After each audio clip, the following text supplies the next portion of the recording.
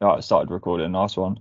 Okay. So yeah, just to kind of start off then, Aaron, just tell me a little bit about yourself. What type of coach are you? Where are you from? Just a bit of a general kind of, introduction, if that's all right. Yeah, no worries at all. So I'm Aaron Lauder, based in the Midlands, near Birmingham. So pretty much I cover most of the Midlands with online coaching. I do some in-person coaching within the local area of Wolverhampton. I've been a personal trainer for around 15 years now. I didn't realize that until the other day when I looked at the certificate. It's been Time about goes 15 fast. years. Yeah, it flies. I've loved every minute in the industry, to be fair. For the last 4 years, though, I've been a little bit more specialist.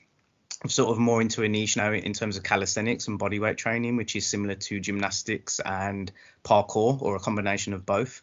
So more of the movement-based sort of strength-focused stuff.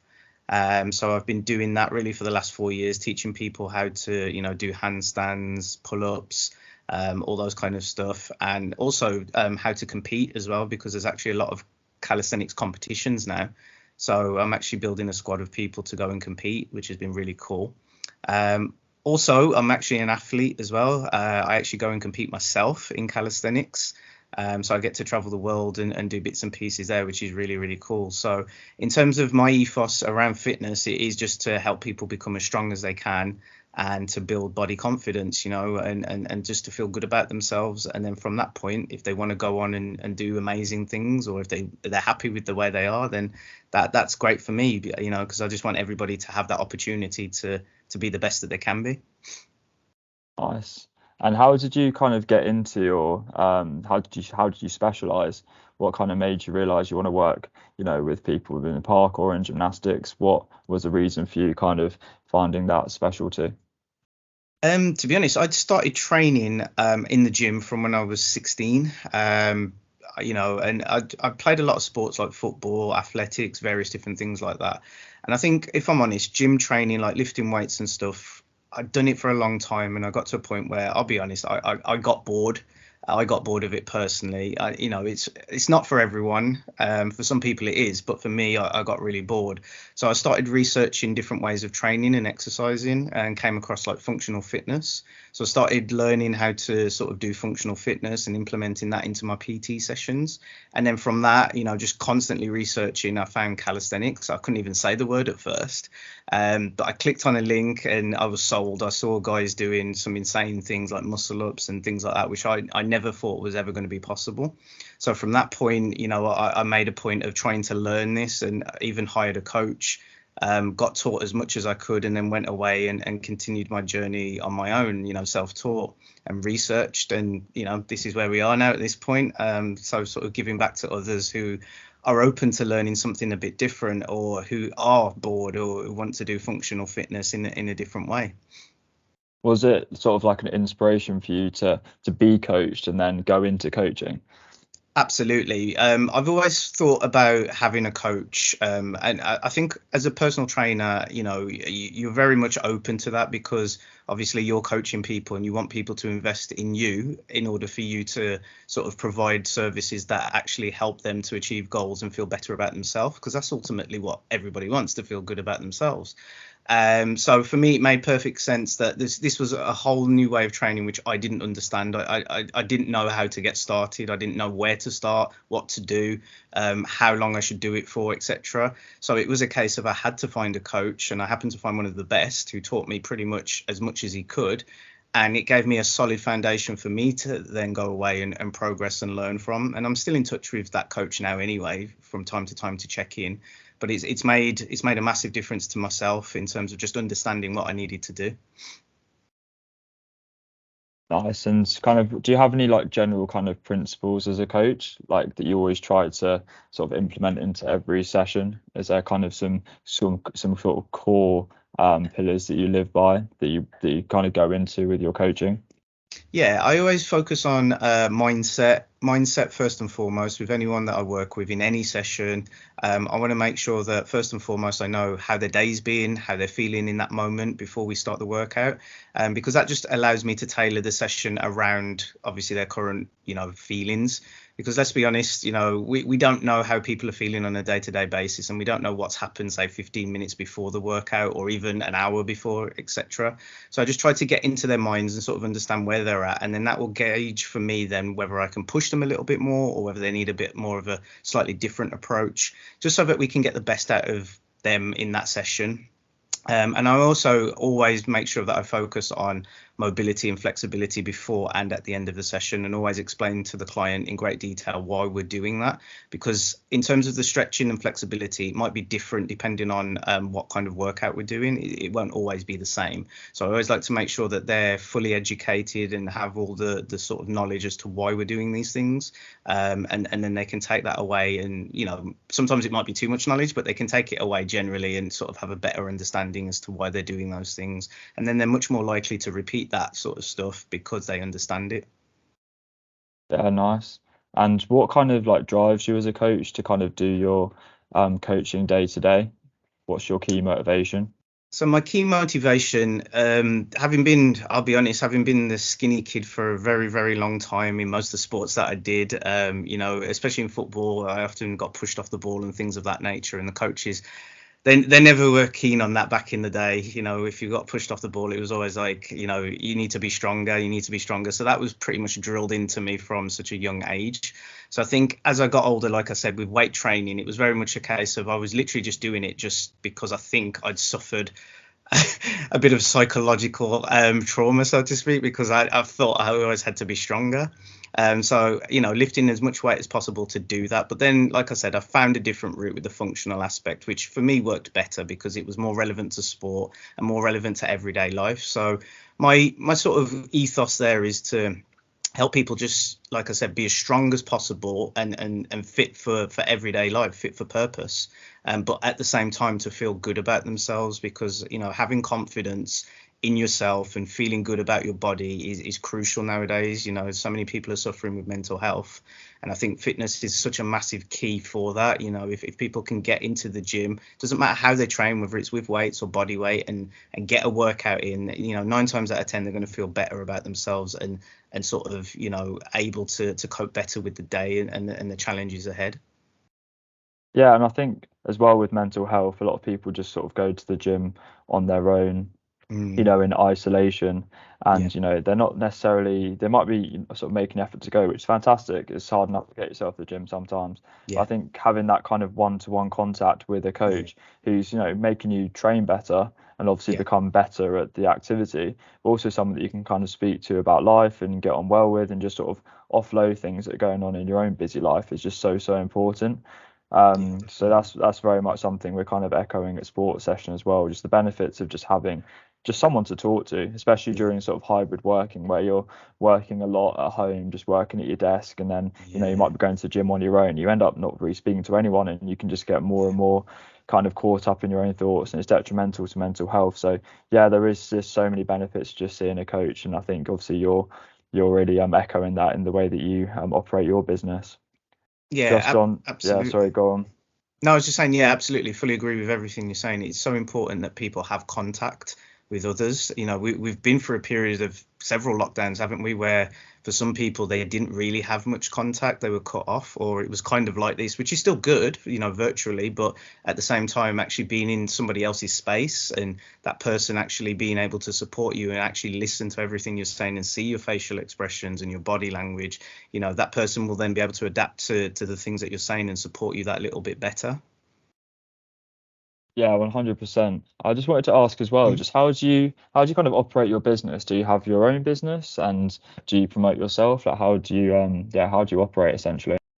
Yeah, so I've got my own business. Basically, it's all pretty much through Instagram, if I'm honest. It's all on social media. I tend to post workouts on there, give out tips and things like that. And then I've also got a coaching page. So on the coaching page, it sort of showcases client progresses, in terms of the skills that they've achieved, the strengths, and also the change in body shape as well. So yeah, I sort of promote myself that way. Trying to think what else do I do, and sort of word of mouth, to be fair, because I've been doing it for a long time. So in the local area, people are quite familiar with who I am, and I've worked in most of the gyms within the local area as well. So it tends to just sort of get around that, this guy teaches calisthenics, or he can help you get stronger, and sort of people will email me or DM me and go from there. Yeah, it seems very much like you use that kind of value-driven content on social media. People kind of learning a fact from you and then thinking, okay, seems like a good coach. I want to do a session. Have you found that works the best? Yeah, definitely. I think, one thing I would say over the years, especially experimenting with social media, the more sort of value you can give people, the better sort of leads you get and responses you get, because ultimately there's so much information out there for people to sort of Google and learn and research. But if they've got somebody who they kind of like resonate with, or who kind of has a rapport with them, or they like what you're doing and you're giving them that value, then they're much more likely to sort of reach out to you at some point, not necessarily straight away, but at some point they will reach out, or they'll see something that resonates with them. Like, for instance, I'm a dad, so I've got an 8-year-old. So a lot of the times I'll do like a sort of workout with him as well and post that and stories, and people see that, and they love that, because there's other dads out there or mums who have got kids and they want to exercise. So they'll ask me, what can I do to sort of work out with, say, little Timmy? And then I'll just give them some ideas of partner workouts to do with their kids. So yeah, I think social media is very powerful if it's used the right way. Yeah, and it becomes very much more human when people can, I guess, see aspects of your life that they Mm. can sort of see that's relevant to theirs. And I think that's so important, and social media is really powerful for that. Have you Yeah. been able to kind of take advantage of TikTok and the trends on there? Funnily enough, you should say that. Actually, I have got a TikTok account. The last post I did on there actually had 10K views, and then for Nice. some reason, I don't know, I just fell off. As you do, it happens when you're trying to manage all these different social media accounts. But I actually made a decision that I will go back on TikTok at the weekend. So funnily enough, you saying that, I was like, yeah, actually, because I've seen there's been a lot of trends, and those trends do actually make a difference if you can sort of tap into it. Again, it gets you in front of so many different people, and your message, obviously, if it's a strong message and it's clear and it's offering good value, people will obviously see that. It will resonate with some people, and yeah, you'll get leads, or opportunities to speak to people. Yeah, and I suppose as well, you can, if you've got sort of a video that you could put on Instagram Reel, there's no harm in also putting it on TikTok. Absolutely. And I Yeah, think absolutely. TikTok That's the best reward way, you isn't as it? well, because Yeah, yeah, they're because still kind of it's relatively low in their sort of social media like yeah. life. I think they do a lot more than a lot of other platforms in Mhm. just helping posts blow up sort of organically, Yeah, I and even without necessarily fully paid agree. methods. No, I fully agree. I think TikTok is definitely the way forward. I think Instagram personally has had it, I won't say it's had its time, but I think it's had a really good period. But I think TikTok is rivaling it really well, because I've noticed with Instagram, a lot of the views tend to be quite low. So I think it's going through one of those periods where the algorithm's doing whatever it needs to do. But I think TikTok is definitely, it's looking like the place to be at the moment. Yeah, nice. Do you ever invest in sort of paid social media ad methods?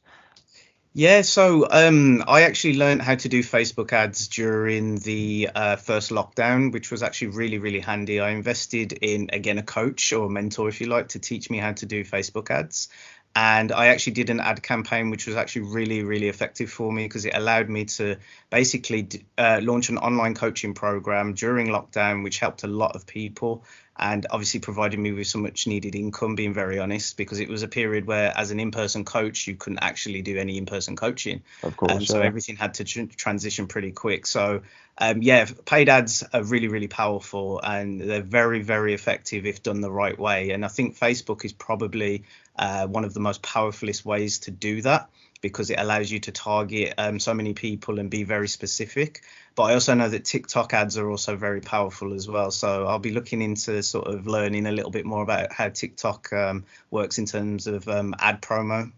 Yeah, it's all about, I think, in any aspect of your job, there's always sort of more to learn. I think you're Absolutely. definitely sort of putting time towards your kind of research and development, as well as obviously just being on the ground coach. And it's always important to just sort of open your mind up. And, in such a world that's moving so fast, you always have to keep on top of the trends that are going on and to keep on top of it, because that's ultimately where customers are going to be, and you just have to evolve. It's adapt or die, isn't it, in this situation? Absolutely, mate. You hit the nail on the head there. Adapt or die. And I think, it's one thing sort of saying as coaches that we should encourage people to invest in themselves or in their health, and pay us money to coach them. But we've got to do the same. There's no point in putting that message out there if we're not prepared to do the same and learn from others who actually know what they're doing or have a wealth of knowledge that's going to help us and educate us. So yeah, if we're taking this business serious, then we have to. Yeah, of course. I was going to ask as well, what's the hardest thing that you find about being a coach? I think the hardest thing for me personally is sometimes it doesn't feel like there's enough time to help or to reach everybody. You could easily find yourself doing, and I've done it before in the past, like 40 plus sessions a week. That's in person. And I think, it's that life versus work balance, which sometimes can be quite difficult, particularly if you do have children or a child. So for me personally, I think it's always a bit of a difficult thing trying to make sure that I have the right balance where I'm not doing too much work. But I always feel like I want to help as many people as possible. So, there's always the temptation to take more clients on, but then I'm always very mindful from those days when I was doing 40 plus sessions about the quality of the sessions. In the morning, great, everything was on point. But as the day went on, probably the session quality dipped a bit because of concentration and energy levels. And of course, now as an athlete as well, I need time for myself to train as well. So I think it's just, for me, that's always the difficult thing. I always wrestle with that as much as I can to sort of give the best to everyone else as well as myself. So that's always going to be the main challenge. But I think, being true to yourself, you have to look after your own health and well-being first and foremost. And once you've done that, you can still give to others, but you also have to make sure that you're not giving from an empty cup as well. Yeah. How much time would you say you spend between sort of actually coaching and then, having to deal with like the personal admin, the administration, the promotion on Instagram? If you could split it into percentages, how would you say your time's allocated? Well, the actual in-person coaching now isn't as much. It's more online. So in person is Okay. probably around, say, 20%. Online is quite high. It's probably around sort of the 40% mark, I would probably say. So that's 60% already. And I'll be honest, the rest of the time is pretty much spent doing the social media and the sort of bookkeeping and all the other bits of admin that goes alongside it. So you're probably looking at 5% away from that, where it's just sort of your own downtime. But that's been my own personal choice recently, just to do a bit more, if I'm honest, because of the time of year. But as you know, probably yourself, there are periods throughout the year where we actually get more time to ourselves. And then that sort of percentage shift goes the other way, where you actually have, say, probably 40% time to yourself and other bits and pieces reduce elsewhere. Yeah, I think what you alluded to, which I think has been a big problem in the coaching industry, is just the fact that a lot of the time with coaches, you can only kind of earn as much time as you put into doing sessions, and that's Absolutely. something we're really trying to change at sport sessions. So, and also take a lot of kind of the administration, and sort of promotional and sort of like all the business stresses just away from coaches. Yeah. So we're very much trying to build like a business hub here. We've already Mhm. got a great foundation for it. So as you see when you kind of log into your account, you've got your own dashboard. You can have your bookings process. You can set your own schedule, own hourly rate, set your own images. We've got an integrated video system as well. So Yeah. we're just adding to our business hub feature by feature, and just on the sort of more of the sort of the passive income only earning as much as you put into sessions. We're sort of adding ways in which coaches can actually earn more. So we're adding Okay, insurance brilliant. onto our website, so coaches can sort of sell insurance and get commission on it. Also a Okay. referral scheme where coaches can get paid an upfront fee for introducing coaches and other clients onto the platform. And Okay. really just building such a hub where, as I said, it just takes the stress away. And coaches do coaching because they love coaching, right? A Yeah. lot of the admin and like things like tax and Yeah. And all yeah, like doing invoices and things like that just isn't what you want to be doing, and we kind of want to take that stress away. So yeah, hearing you say that kind of resonates well with me, because that's what we're trying to change here at Sports Session, just make it more organized and just help coaches. The Yeah. coaching industry is so scattered and there's not No. really too much organization. Is that something you'd agree with, the coaching industry just being quite unorganized? Yeah, definitely. And when you speak to new coaches or new personal trainers who come into the industry, they don't actually know where to begin, with what to do or how to set up. And then suddenly they've got all this like sort of bookkeeping to do, and should they get an accountant or should they do it themselves, and staying on top of it. So you are absolutely 100% right, invoicing, all that stuff. If there's a platform that can do all that, which is what you're describing, and actually add-ons as well and extra bonuses, and really just limit sort of the manual labor you have to do so that you can actually focus on the thing that you qualified to do, which is coach and work with people, then it's perfect. Yeah, it's the way forward. Yeah, it's very much. I mean, we're predominantly, a SaaS tech product, and what we're Mm. great at is technological innovations and being able to, integrate, like accountancy integrations, like for example Zero, Yeah, and sort of like QuickBooks and things like that. We can yeah. add them onto the website, Sweet. and then that sort of takes another subscription away from coaches that are on our website. So yeah, Yes. just anything that we can do to help. And I think what we're great at as well is because we've got this coach community, coaches are talking to us, and we can be very adaptable and flexible with our in-house tech development team. So no, it's good to hear. And as I said, we're doing everything we can to add more and more features. Yeah, those features sound pretty cool, to be honest. So yeah. Nice, yeah, keep posted. Yeah, awesome, awesome. Um, so yeah, just last couple. So Mhm. just what kind of piece of advice would you give to someone who's like thinking about starting a new sport or sporting activity? Generally, yeah, having worked with a lot of people who do sports or who are athletes, I would always recommend, and again, probably quite biased, having been an athlete and a coach, to sort of invest in a coach. If you're taking that sport serious, or if it's a passion of yours and you want to be the very best that you can, whatever the sport, I would say try and find the relevant coach, or a coach that is sort of qualified or knowledgeable to work with you. You don't necessarily have to pick the first person that you see, but you should definitely have a conversation with several people, and sort of gauge, if they're going to be the person that's going to get you to that next level. Because in sport, as we know, it's very competitive, and to be the best, you have to push yourself. And 9 times out of 10, in order to push yourself, you need somebody behind you who's going to do that for you. And it just makes life easier, doesn't it? Because they're specifically telling you what to do, and you've just got to push yourself through that, and if you like, level up as a result of that.